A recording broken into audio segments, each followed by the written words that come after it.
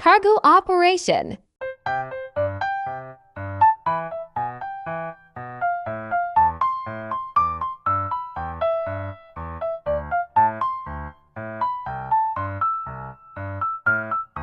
At Barranquilla Port.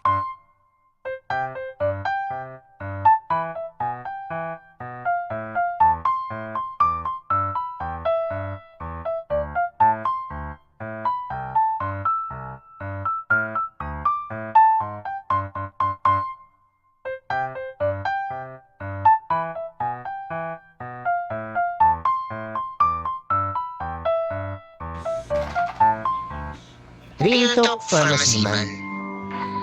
I did not work away from home. Para sabihin na, seaman ka ang kuripot mo naman. Hoy, seaman ka pala. Yaman mo na. Ha? Seaman ka? Oo, totoo na may pera ako. But every single peso I spend reminds me of hard work I earned from it. And it's not that easy as what others think about our profession.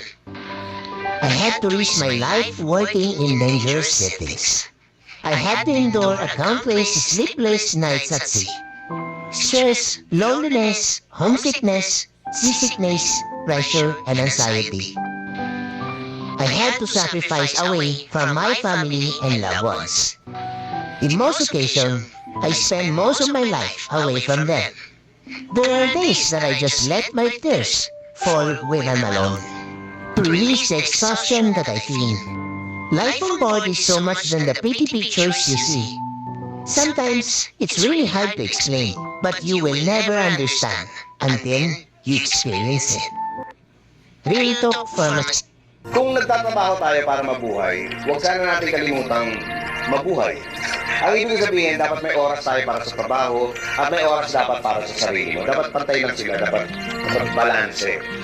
Okay lang na kumayod ka ng kumayod, pero pagkatapos nun, maglaan din tayo ng panahon para magpahinga o maglibang. Kasama siyempre yung pamilya natin, pati mga kaibigan. Aanin yung mataas sa posisyon, no, mataas sa sahod, kung papatayin mo naman yung sarili mo sa trabaho. May dahilan kung bakit ang tawag sa trabaho ay hanap buhay. Kasi hindi ka naman dapat naghahanap ng dahilan na pwede mo ikamatay. Kung nagtatrabaho tayo para mabuhay, huwag